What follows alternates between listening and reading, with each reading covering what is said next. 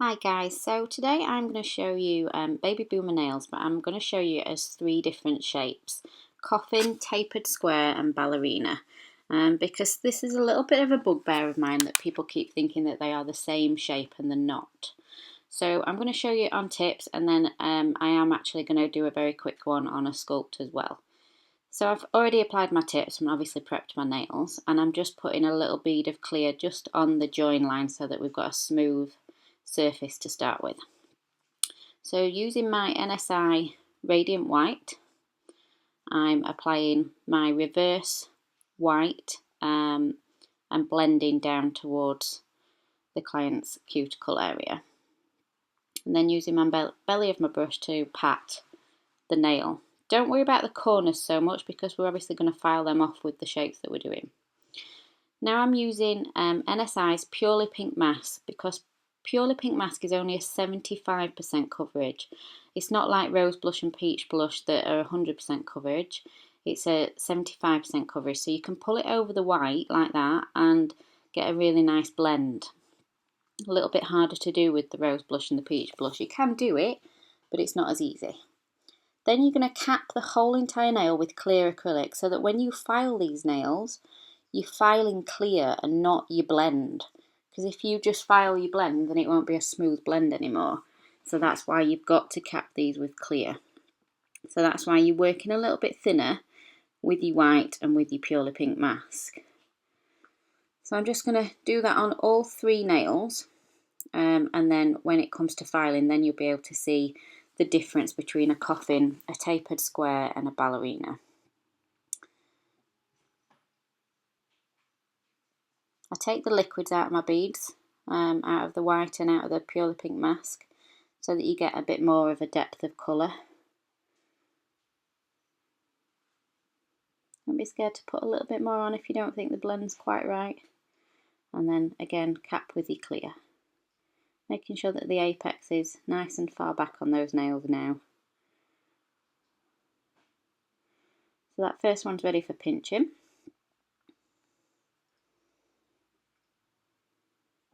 And that's how I would do it in the salon, guys. I would do one nail, then move on to my next nail, and once I've finished my second nail, I'll put my pinching tool on my first nail. That obviously depends on your salon temperature, so if you're in a warm salon, you may need to get your pinching tool on a bit earlier, but if you're in a cool salon, you'll have a bit more time.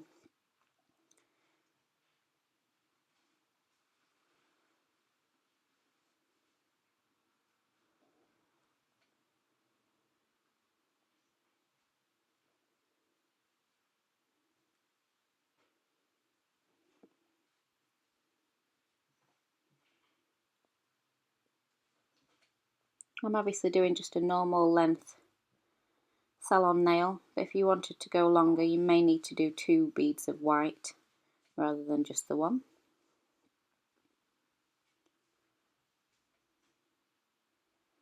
Okay, so they're all pinched and ready to file now. So we're starting off with the coffin, which has 4 corners. It doesn't just have 2 corners, it has 4 corners.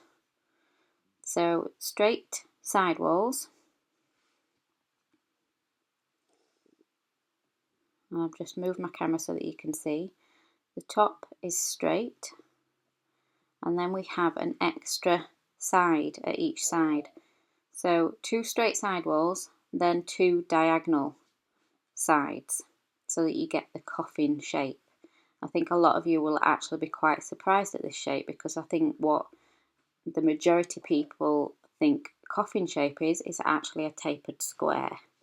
So a coffin shape has 4 corners, not 2. Hopefully you can see the difference, especially at the end. So that is a coffin shape. And that's just me shaping the free edge. Obviously I've not filed on top or anything yet. See the corners? 4 corners. This one is going to be my tapered square. So obviously square at the top and then a tapered side. So it doesn't come out completely straight from the side, it comes out at a slight angle, but straight from the side wall. So there's no corner there at the side. It's a straight line to the free edge. That's why there's no need to put a lot of product on the side bits, because you're going to file them off anyway.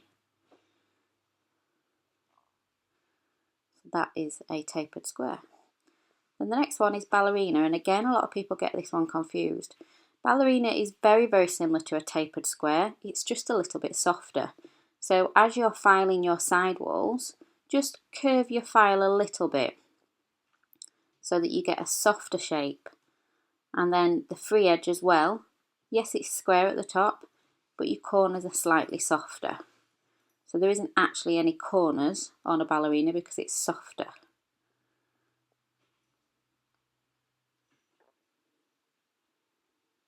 If you think of a ballerina slipper, there's no harsh lines to it, it's a soft shape. So hopefully you can see the differences already. Like I say, I've not filed on top yet.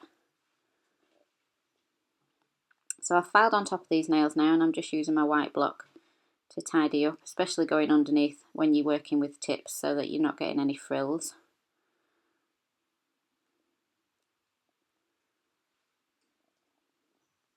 And then I can get rid of my dust before I apply my glaze and go.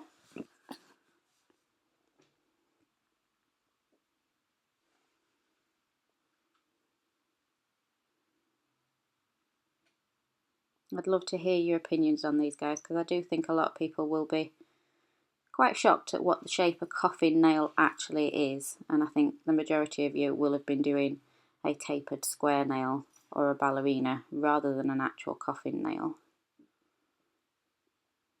But unless we educate you or educate your clients, you won't know the difference. Bit of cuticle oil on once that gel's been in the lamp and cured. So hopefully you can really see the difference. The first one is a coffin nail, the second is a tapered square, and the third is a ballerina.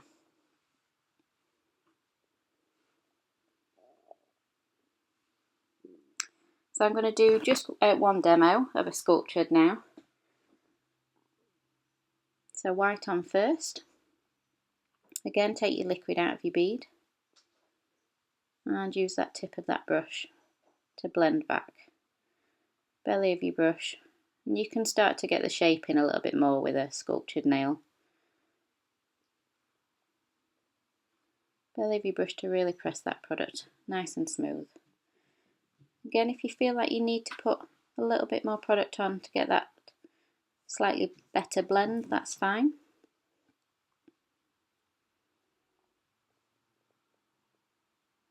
And then on with your purely pink mask, and again taking that liquid out, and just again, this is a 75% coverage powder, not 100% like peach blush or rose blush. So once you're happy with your blend, then you need to cap it in clear so that we file clear and not the two blended colours. Same as if you were doing a black to cover pink or a red to cover pink, you must cap it so that you file the clear. Obviously then you're going to pinch those nails, and I've obviously done the other three, and I'm doing exactly the same. I'm filing my coffin shape on the first one, so 4 corners.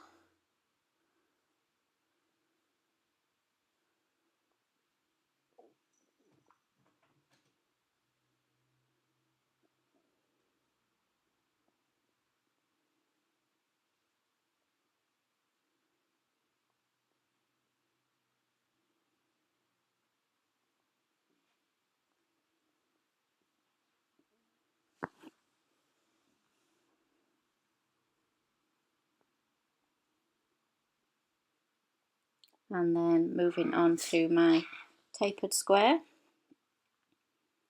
So slightly angled at the sides, but nice and flat on the top. So just 2 corners to a tapered square.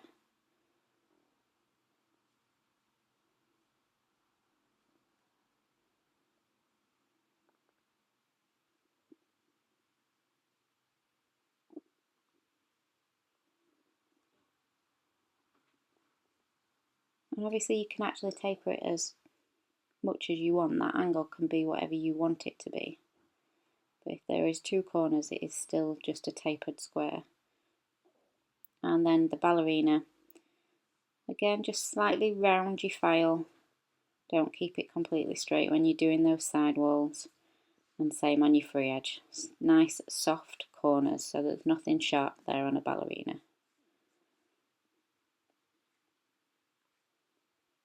See how I'm just twisting my file a little bit on those corners so that it's a nice soft edge.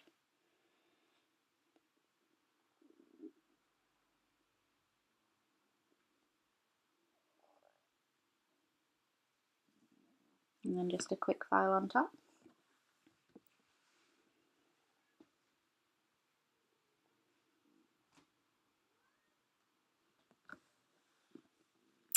Okay, so you can get rid of your dust.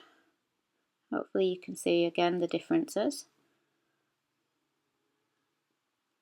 And I'm just going to pop my glaze and go on. And you can have another look and see the differences between these three shapes. I personally prefer a baby boomer done as a sculpt. I feel I get a better blend on a sculpt than what I do on a tip. That might just be me, might just feel better with a sculpt, but I definitely feel that the blend is softer on a sculpt than what it is on a tip. So finishing off with your nature oil, and hopefully again you can see the difference between those three shapes: coffin, tapered square, and a ballerina. Thanks for watching, guys, and I'm ready for your feedback.